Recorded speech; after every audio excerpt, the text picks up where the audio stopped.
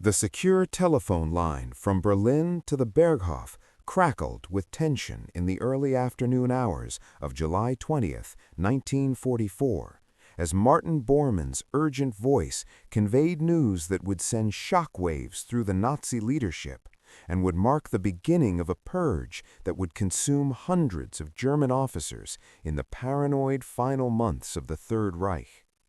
A bomb had exploded in the conference room at the Wolf's Lair, where Hitler had been conducting his daily military briefing.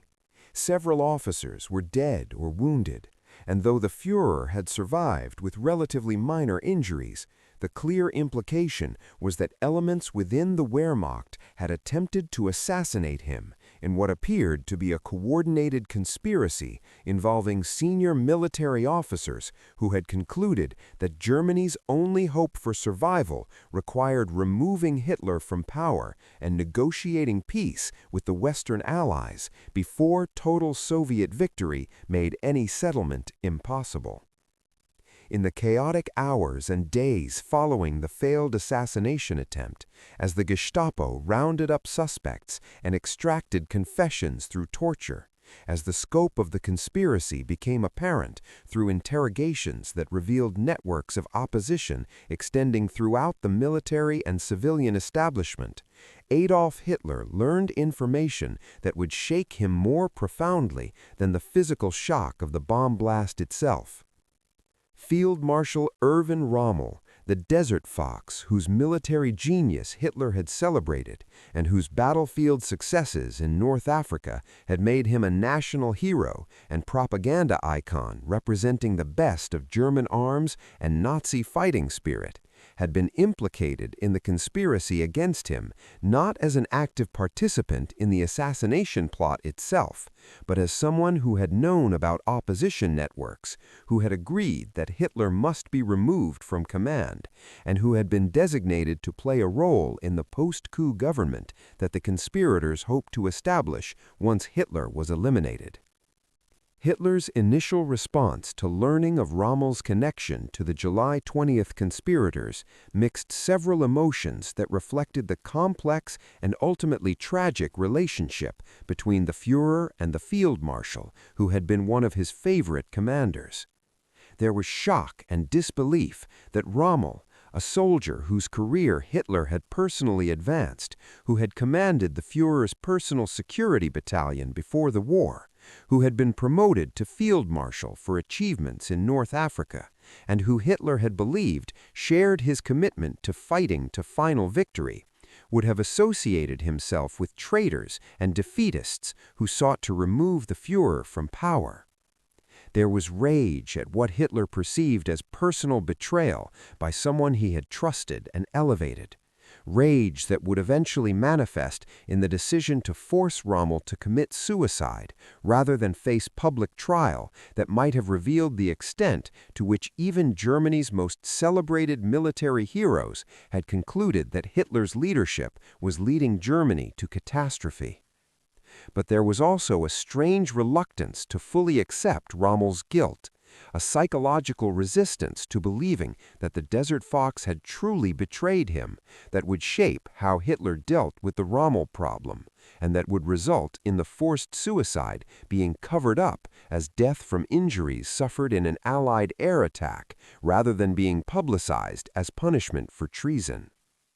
The evidence of Rommel's connection to the conspiracy emerged gradually through interrogations of captured conspirators during the weeks following July 20th, and the picture that developed was complex and in some ways ambiguous. Rommel had not been part of the inner circle that planned and executed the assassination attempt, had not been informed of the specific details of Stauffenberg's bomb plot, and by some accounts had opposed assassination as a method of removing Hitler, arguing instead for arresting the Führer and bringing him before a German court. But Rommel had been in contact with opposition figures, including Karl Goerdeler, who would have become chancellor in the post-coup government, had discussed what role he might play in a new leadership structure, and most damagingly had agreed with the fundamental premise that Hitler must be removed from command if Germany was to avoid total destruction. The path that had led Rommel from being one of Hitler's most trusted commanders to being implicated in conspiracy against him reflected the Field Marshal's evolving understanding of Germany's military situation and his progressive disillusionment with Hitler's strategic decision-making and with the genocidal policies that characterized Nazi occupation in the territories Rommel commanded. Rommel's early war experiences were characterized by dramatic successes that validated Blitzkrieg doctrine and that made him a symbol of German military excellence. His command of 7th Panzer Division during the French campaign earned him the nickname Ghost Division for the speed and audacity of his operations, and his North African campaigns against British forces demonstrated operational brilliance that earned respect even from enemies and that made him Germany's most celebrated field commander. These successes had created a close relationship with Hitler, who saw in Rommel a commander who embodied the aggressive spirit and tactical genius that National Socialist ideology claimed characterized the superior German warrior. But Rommel's experience in North Africa had also exposed him to realities that complicated his relationship with the Nazi regime. The Afrika Korps' ultimate defeat, despite tactical brilliance, revealed how material factors and logistics could overcome operational excellence when enemies possessed overwhelming advantages in resources and industrial capacity. The final collapse in Tunisia in May 1943, which resulted in the surrender of over 250,000 Axis troops, including forces Rommel had commanded before his recall to Germany, demonstrated that German forces could be decisively defeated when subjected to sustained pressure from enemies who could replace losses while Germany could not.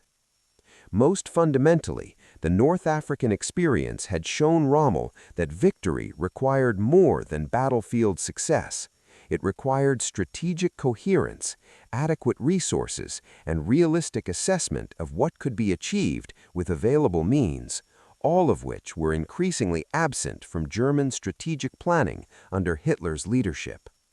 Rommel's appointment to command Army Group B in France and his responsibility for defending against the anticipated Allied invasion created new tensions with Hitler over how defensive operations should be conducted and what resources would be allocated to the Western theater. Rommel had argued for positioning panzer reserves close to the coast, where they could counterattack invasion forces on the beaches before Allied forces could establish beachheads that would be difficult to eliminate. Understanding that Allied air superiority would make movement of reserves from interior positions extremely difficult once invasion began.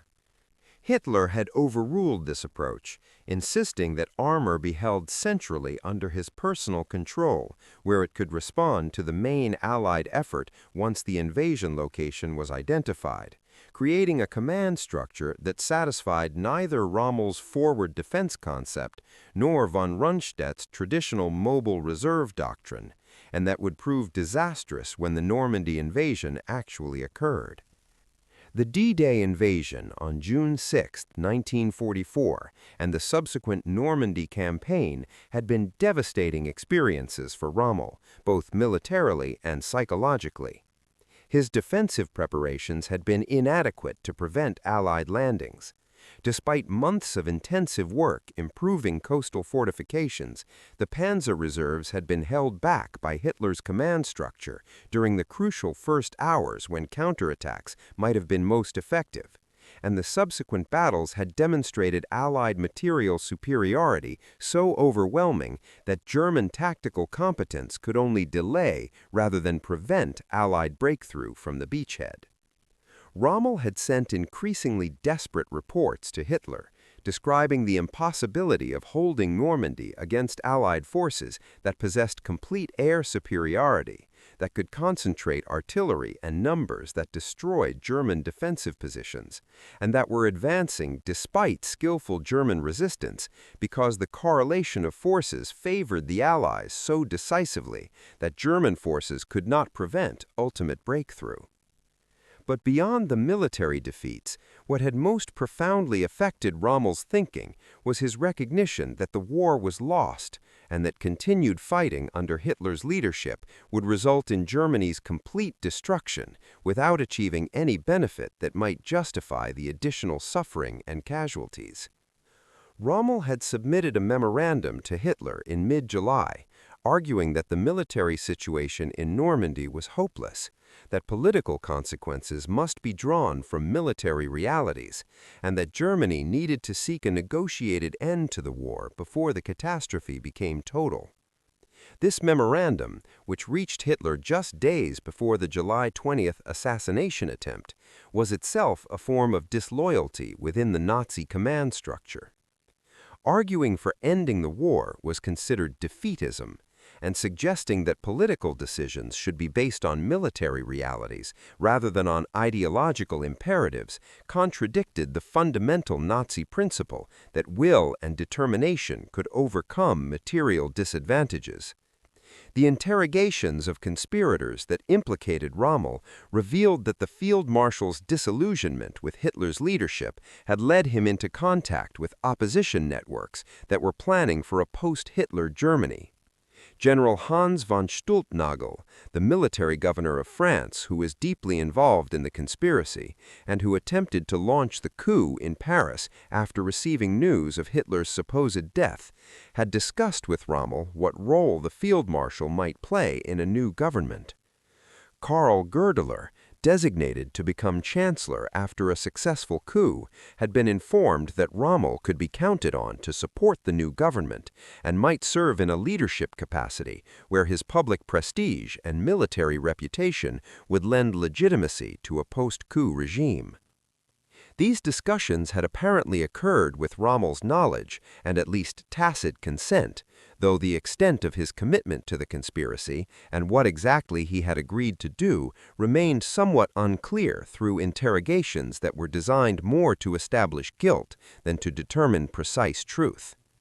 The evidence that most troubled Hitler when he learned of it was not the specific details of what Rommel had or had not agreed to do, but rather the fundamental fact that Rommel had concluded the war was lost under Hitler's leadership and had been willing to consider alternatives to the Führer's continued absolute authority. This represented betrayal not just of personal loyalty, but of the ideological framework that made Hitler's position as Führer unquestionable, that insisted total victory was achievable through determination and will, and that treated any suggestion of negotiated peace as defeatist treason.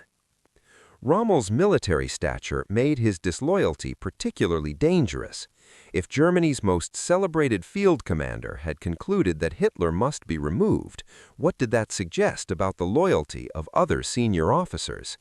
If the Desert Fox believed the war was lost, how could the regime maintain the narrative of inevitable victory that propaganda used to sustain popular morale? The decision about what to do with Rommel once his connection to the conspiracy became known created a dilemma for Hitler and for the Nazi leadership. Public trial and execution was the standard procedure for traitors, and hundreds of officers and civilians implicated in the July 20th plot would be tried before the People's Court and executed in deliberately brutal ways designed to terrorize any others who might consider opposition. But Rommel's public status complicated this approach. He was a national hero whose military achievements were celebrated in propaganda, whose reputation extended beyond Germany to include respect from Allied commanders and publics, and whose trial would raise questions about why one of Germany's best generals had concluded that Hitler must be removed from power. The testimony Rommel might provide in public trial about his reasons for joining the opposition, about the hopeless military situation, about the gap between propaganda and reality, such testimony could be devastating to regime legitimacy, even if Rommel was ultimately convicted and executed. The solution that emerged from discussions between Hitler, Bormann, and other Nazi leaders was characteristically cynical and brutal. Rommel would be given a choice between public trial with consequences for his family, including arrest and possible execution of his wife and son, or suicide with the promise that his death would be attributed to injuries from the July 17th air attack that had wounded him on July 17th, that his family would be protected, and that he would receive a state funeral with full military honors befitting Germany's most celebrated field marshal. The forced suicide would eliminate the problem of Rommel's disloyalty, while avoiding the publicity the trial would generate, and while maintaining the fiction that the Desert Fox had died a hero rather than as a traitor to the regime he had served. General Wilhelm Burgdorf and General Ernst Meisel arrived at Rommel's home in Herrlingen on October 14, 1944, carrying the ultimatum from Hitler and the poison that Rommel would use to kill himself. The conversation that occurred between Rommel and the two generals who delivered Hitler's death sentence was witnessed by Rommel's son, Manfred, who later described his father's dignified acceptance of the choice he faced and his decision to take the poison rather than face trial that would endanger his family. Rommel's death within minutes of taking the poison was officially attributed to injuries from the July 17th air attack, and the state funeral that followed maintained the elaborate fiction that Germany was honoring a fallen hero rather than disposing of a traitor whom the regime could not afford to try publicly. Hitler's personal response to Rommel's death mixed several contradictory emotions that revealed the psychological complexity of his relationship with the field marshal, who had been one of his favorite commanders. There was satisfaction that the problem of Rommel's disloyalty had been eliminated without the complications that public trial would have created, that the Desert Fox's death could be used for propaganda purposes rather than becoming a source of embarrassment for the regime. There was relief that Rommel had chosen suicide over trial, demonstrating that even in his final act, the field marshal had maintained some loyalty to the regime by accepting the offered alternative rather than forcing a public confrontation that would have been damaging to Nazi leadership. But there was also a genuine sense of loss and even grief that Rommel, a commander whom Hitler had trusted and promoted, whose military genius Hitler had celebrated, and who had been part of the inner circle of officers whom Hitler relied upon, had ultimately concluded that the Führer's leadership was leading Germany to destruction and had been willing to consider removing Hitler from power. The broader implications of Rommel's connection to the July 20th conspiracy extended beyond the personal relationship between Hitler and the field marshal to affect how Hitler viewed the military leadership more generally and how he conducted the war for its remaining months. The revelation that even celebrated commanders like Rommel had concluded that Germany could not win under Hitler's leadership, that senior officers were discussing how to remove the Führer from power, and that opposition networks extended throughout the Wehrmacht, created an atmosphere of paranoia and suspicion that made Hitler progressively less willing to delegate authority to military professionals and more insistent on maintaining personal control over strategic and even tactical decisions. The purge following July 20th eliminated not just the conspirators themselves, but also officers who were suspected of insufficient loyalty or who had advocated for strategic approaches that Hitler considered defeatist, creating a military leadership that was selected more for political reliability than for professional competence. The Nazi salute, replacing the traditional military salute in the year following July 20th, symbolized the subordination of military professionalism to political ideology that the conspiracy and its aftermath accelerated. Officers who might have argued for rational strategic decisions based on military logic understood that such arguments could be interpreted as disloyalty, that questioning the Führer's judgment was increasingly dangerous, and that survival required outward demonstrations of absolute commitment to fighting to final victory, regardless of military realities. This atmosphere made effective military planning progressively more difficult as the gap between what Hitler demanded and what was actually achievable with available forces grew wider. But officers who might have explained these realities to the Führer understood that doing so risked being labeled defeatist or being suspected of disloyalty.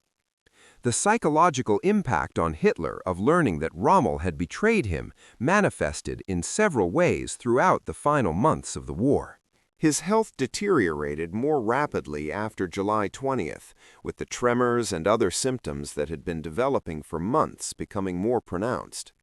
His strategic decision-making became more erratic and more detached from military realities, with orders issued based on what Hitler wanted to be true, rather than on what available forces could actually accomplish.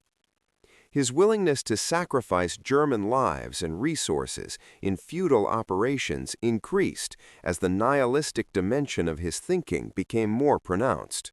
If Germany could not achieve victory under his leadership, then Germany deserved destruction for failing him, and the suffering of the German people was appropriate punishment for their weakness. The coverage of Rommel's death in German propaganda maintained the fiction that the Desert Fox had died from injuries sustained in an Allied air attack, with obituaries celebrating his military achievements and his service to the Führer and the Reich. The state funeral was conducted with full military honors, with senior Nazi officials, including Hitler, sending wreaths and messages of condolence to Rommel's family. The speeches at the funeral emphasized Rommel's loyalty and his embodiment of German military virtues, creating an elaborate performance where everyone involved knew the truth but participated in the lie, for reasons ranging from genuine respect for Rommel's military achievements to the political necessity of maintaining the regime's narrative about the Field Marshal's death. But the truth about how Rommel died circulated through networks of officers and officials who understood that the forced suicide revealed the regime's paranoia and its willingness to eliminate even its most celebrated military heroes when their loyalty became suspect. The fact that Rommel had been given no opportunity to defend himself, that his family had been threatened to compel his suicide, and that his actual opinions about the war and about Hitler's leadership could not be publicly expressed even in the context of a trial, demonstrated the totalitarian character of Nazi governance and the impossibility of dissent, even for those who had served the regime most prominently. For many Germans who learned the truth about Rommel's death, it represented confirmation that the regime was willing to destroy anyone who questioned its policies, and that loyalty to the Nazi cause offered no protection against purges when political expedients required eliminating potential sources of opposition. The comparison between how Hitler responded to Rommel's connection to the conspiracy versus how he responded to other conspirators revealed the Field Marshal's special status and the propaganda value that his reputation retained even after his disloyalty was discovered. Lower-ranking conspirators and those without Rommel's public profile were tried before the People's Court in proceedings designed to humiliate defendants, were convicted in show trials where verdicts were predetermined, and were executed in deliberately brutal ways, including hanging from piano wire that was filmed for Hitler's viewing. Rommel escaped this fate not because his offense was less serious. Betrayal from someone in his position was arguably more damaging than conspiracy by lesser-known officers, but because his public status made it politically necessary to dispose of him quietly, rather than through public trial that might raise uncomfortable questions about why Germany's most celebrated commander had concluded that Hitler must be removed. The lingering questions about exactly what Rommel knew about the conspiracy and what he had agreed to do reflected the ambiguities in the evidence that emerged from interrogations conducted under torture and designed to extract confessions rather than to establish precise truth. Some accounts suggested Rommel had been designated to serve as head of state or commander-in-chief in a post-coup government, that he had agreed to support the new regime once Hitler was removed, and that his participation had been essential to conspiracy plans because his military reputation would lend legitimacy to a government attempting to negotiate peace with the Western Allies.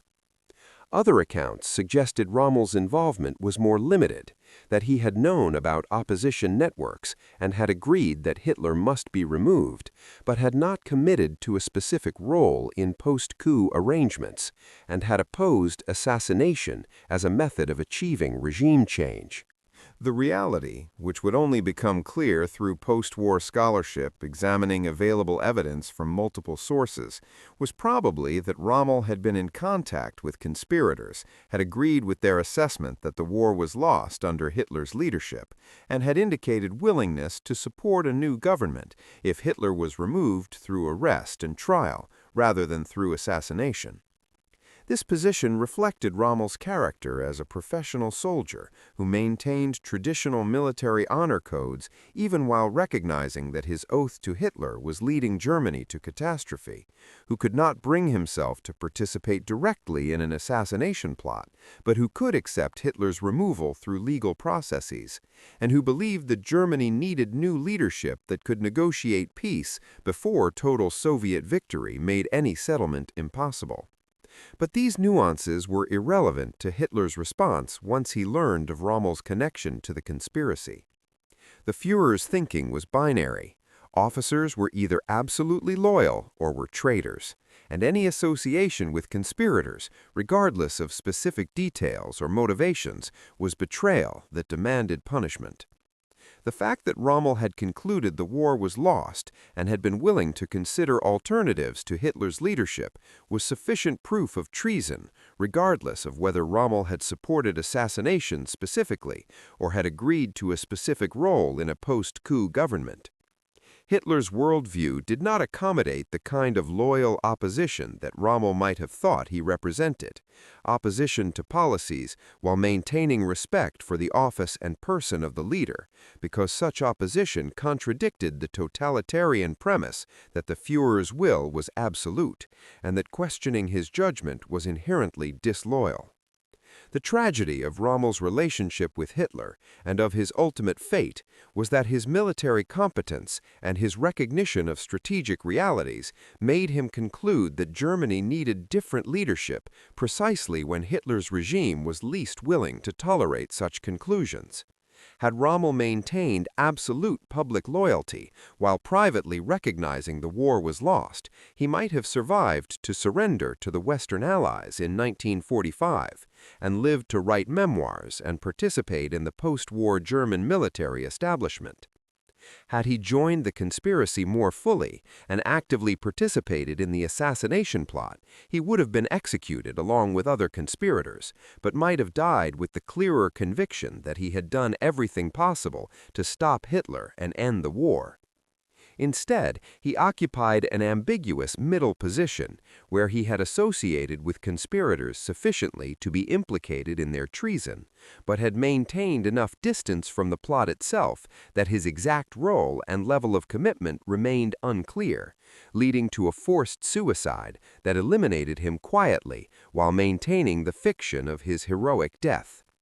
Thus represented in microcosm the broader tragedy of Nazi Germany in its final year, the regime destroying its own best people to maintain narratives that contradicted reality, eliminating sources of potential alternative leadership that might have salvaged something from catastrophe, and driving toward total destruction while punishing as traitors those who recognized the trajectory and sought to alter it before the endgame. When Hitler learned that Rommel had betrayed him, he was learning that even Germany's most celebrated military commander had concluded that the Führer's leadership was incompatible with Germany's survival, that the war could not be won under Hitler's continued absolute authority, and that removing Hitler from power was necessary if Germany was to avoid total destruction. The revelation should have prompted reflection about whether the military professionals who were reaching these conclusions might be correct in their assessments, whether the strategy of fighting to final victory, regardless of military realities, was serving German interests, and whether the refusal to consider negotiated settlement was leading Germany to a catastrophe that might be avoided through different leadership. But Hitler's psychological makeup and his ideological framework made such reflection impossible. He could only interpret Rommel's disloyalty as personal betrayal and as evidence of weakness rather than as a warning that his policies were leading Germany to destruction. The forced suicide that eliminated Rommel while maintaining the fiction of his heroic death thus represented in microcosm the broader tragedy of Nazi Germany in its final year, the regime destroying its own best people to maintain narratives that contradicted reality, eliminating sources of potential alternative leadership that might have salvaged something from catastrophe, and driving toward total destruction while punishing as traitors those who recognized the trajectory and sought to alter it before the endgame.